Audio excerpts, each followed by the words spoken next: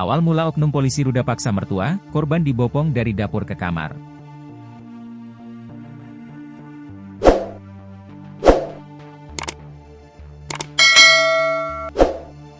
Ibu mertua di Buton Utara, Sulawesi Tenggara, Sultra, menjadi korban tindakan asusila menantunya sendiri yang merupakan oknum anggota polisi.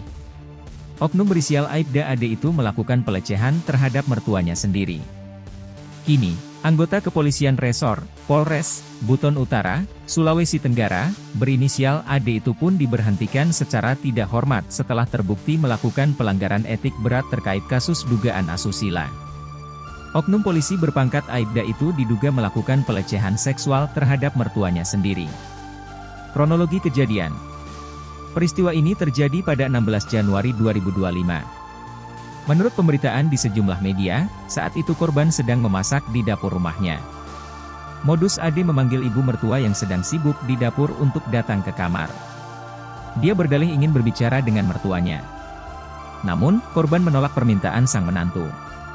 Alih-alih menunggu, Ade justru menghampiri mertuanya dari arah belakang. Dia bahkan memeluk paksa dan kemudian membopongnya ke kamar. Hingga dugaan tindakan pelecehan seksual terjadi. Sudah dipecat.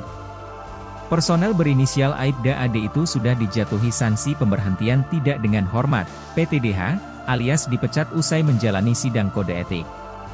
Kapolres Buton Utara, AKBP Totok Budi, menyampaikan bahwa seluruh proses hukum internal telah ditempuh hingga diputuskan untuk memecat Ade dari institusi kepolisian.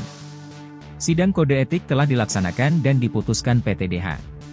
Seluruh tahapan administratif telah dijalani di Polres Buton Utara, kata Totok Budi, Sabtu, 19 April 2025.